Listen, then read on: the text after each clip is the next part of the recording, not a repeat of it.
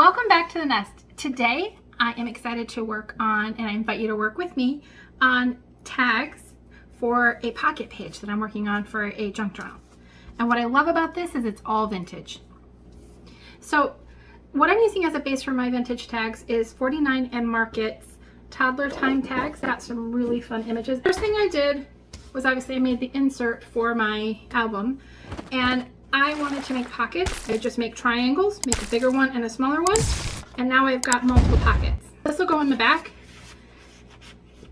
and then the tags will go in the front of this. Cut these. I'm going to work with these two tags first. So I cut these out and I inked them so I could have a distressed look.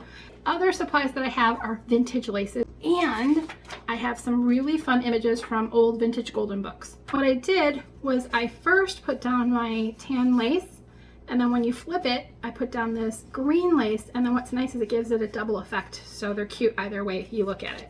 So you can use glue or just use Mod Podge or whatever your favorite adhesive is.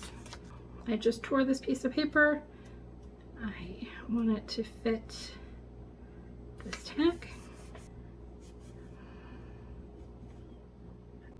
Isn't that cute? And here we have a sweet little tag.